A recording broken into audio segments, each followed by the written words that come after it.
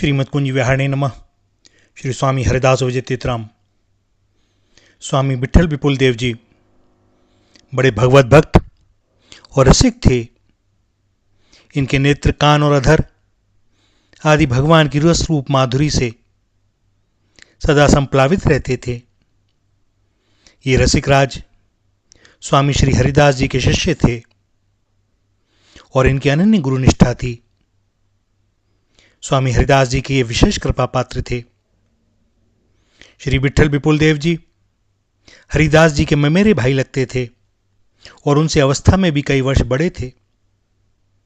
ये कभी कभी हरिदास जी के साथ उनकी बाल्यावस्था के समय भगवत लीला अनुकरण में सम्मिलित हो जाया करते थे। इनके संस्कार बाल्यकाल से ही पवित्र और शुद्ध थे।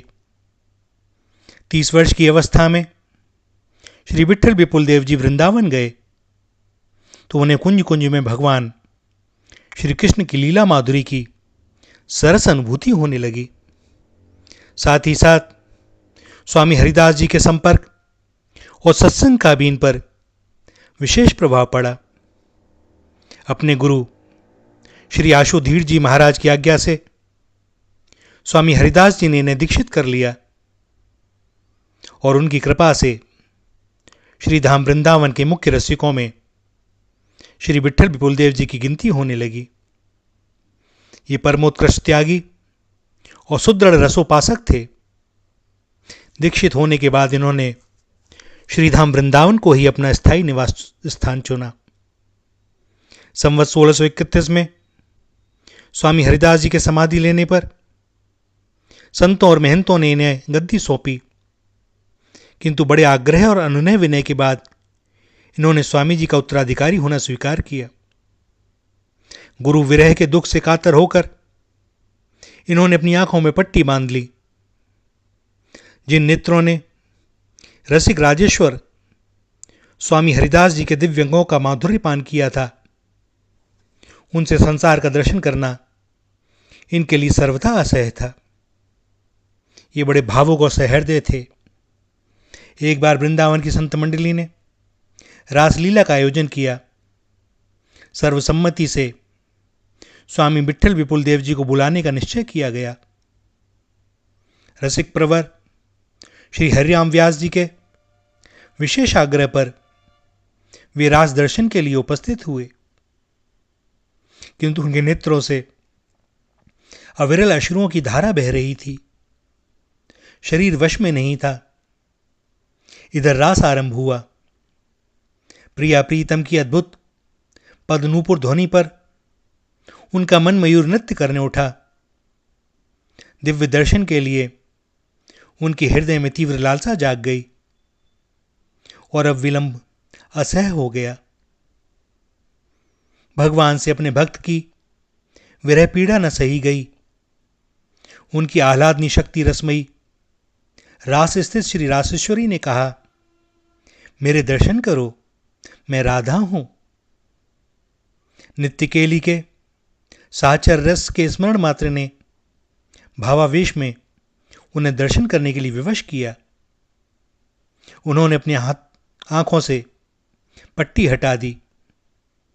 नेत्रों ने रास रसिक शेखर नंदनंदन और राधा रानी का स्वरूप देखा तो वे खुले के खुले रह गए।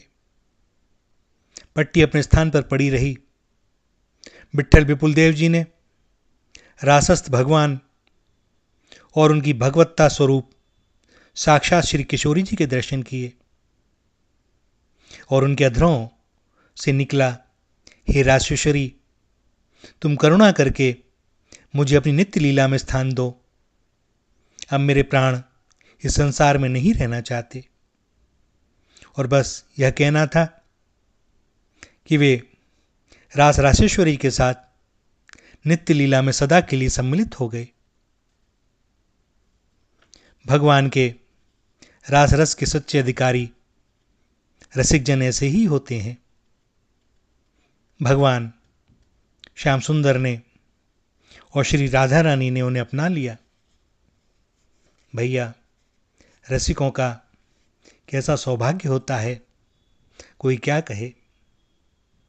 चरित्र बहुत विस्तृत है, लेकिन जैसा कि पूर्व में कई बार दास ने कहा कि दास केवल नाम स्मरण ही कर पा रहा है। जिसकी इन चरित्रों को विशेष रूप से जानने की इच्छा हो तो भैया कुछ प्रयत्न अपनी ओर से भी करना और देखना यह श्रीधाम कैसा है, रसिकाचार्य कैसे होते हैं, भगवान के भक्त कैसे होते हैं, उनकी जीवनचर्या कैसी होती है, उनका चिंतन कैसा होता है, उनकी रहनी कैसी होती है। और जो भक्तों के बारे में जानना चाहता है, भगवान की विशेष कृपा उस पर होती है। जैसे किसी के बच्चे को कोई दूसरा व्यक्ति यदि प्रेमपूर्ण आंखों से देखता है, दुलराता है, तो उसकी मां भी उस पर प्रसन्न होती है। यह तो लौकिक बात हुई। श्री श्याम के अनुग्रह कृपा वर्षण की तो बात ही और। श्री राधा श्री राधा श्री राधा।